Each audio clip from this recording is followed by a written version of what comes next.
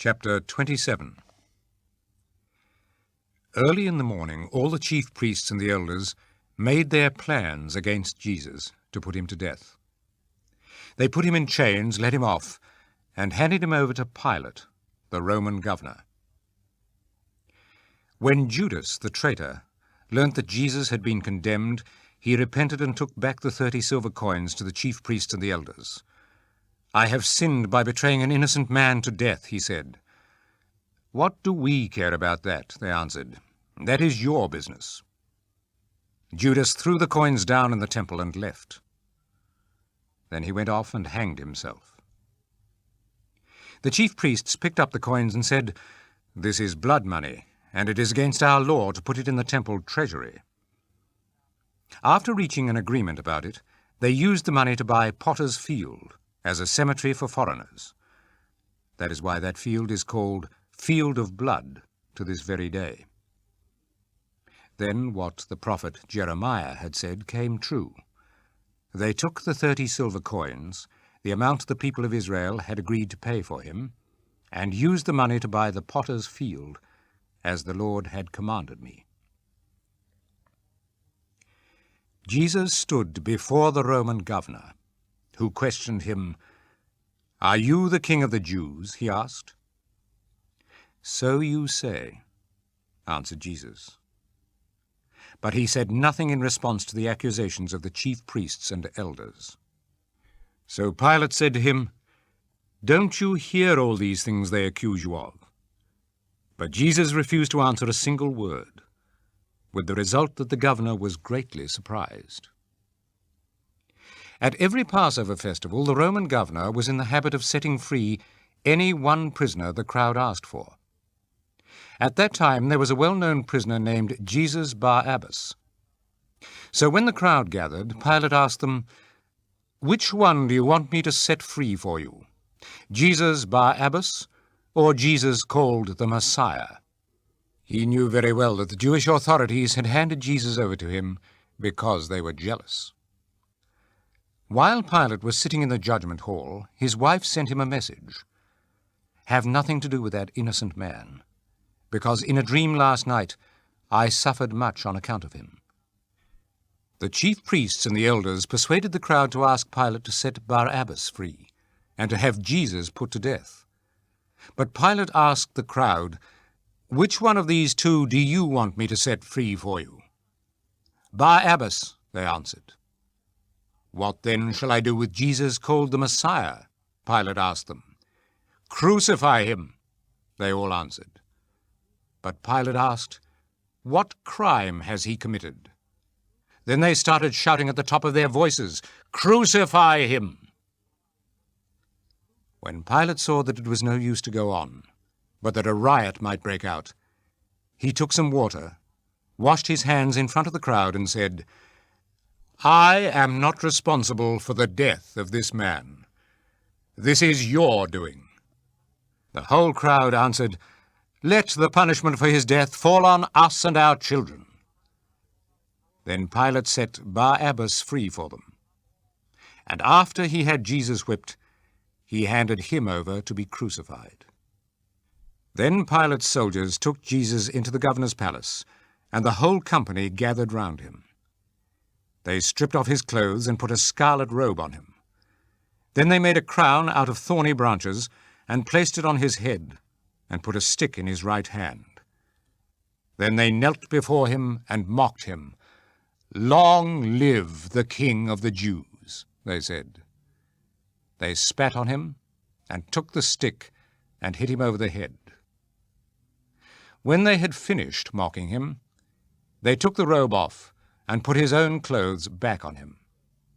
Then they led him out to crucify him. As they were going out, they met a man from Cyrene, named Simon, and the soldiers forced him to carry Jesus' cross. They came to a place called Golgotha, which means the place of the skull. There they offered Jesus wine mixed with a bitter substance, but after tasting it, he would not drink it. They crucified him, and then divided his clothes among them by throwing dice. After that they sat there and watched him. Above his head they put the written notice of the accusation against him. "This is Jesus, the King of the Jews." Then they crucified 2 bandits with Jesus, one on his right and the other on his left. People passing by shook their heads and hurled insults at Jesus. "You were going to tear down the temple and build it up again in 3 days. Save yourself, if you are God's son. Come on down from the cross." In the same way, the chief priests and the teachers of the law and the elders jeered at him. "He saved others, but he cannot save himself. Isn't he the King of Israel? If he comes down off the cross now, we will believe in him. He trusts in God and claims to be God's son. Well then, let us see if God wants to save him now." Even the bandits who had been crucified with him insulted him in the same way. At noon, the whole country was covered with darkness, which lasted for 3 hours. At about 3 o'clock, Jesus cried out with a loud shout, "Eli, Eli, lama sabachthani," which means, my God, why did you abandon me?" Some of the people standing there heard him and said, "He is calling for Elijah." One of them ran up at once, took a sponge, soaked it in cheap wine, put it on the end of a stick, and tried to make him drink it. But the others said, "Wait, let us see if Elijah is coming to save him." Jesus again gave a loud cry and breathed his last. Then the curtain hanging in the temple was torn in 2 from top to bottom. The earth shook, the rocks split apart, the graves broke open, and many of God's people who had died were raised to life. They left the graves, and after Jesus rose from death, they went into the holy city, where many people saw them. When the army officer and the soldiers with him who were watching Jesus saw the earthquake and everything else that happened, they were terrified and said, "He really was the Son of God." There were many women there, looking on from a distance, who had followed Jesus from Galilee and helped him. Among them were Mary Magdalene, Mary, the mother of James and Joseph, and the wife of Zebedee. When it was evening, a rich man from Arimathea arrived. His name was Joseph, and he also was a disciple of Jesus. He went into the presence of Pilate and asked for the body of Jesus. Pilate gave orders for the body to be given to Joseph.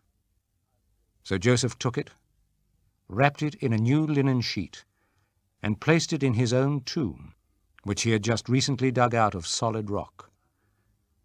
Then he rolled a large stone across the entrance to the tomb and went away.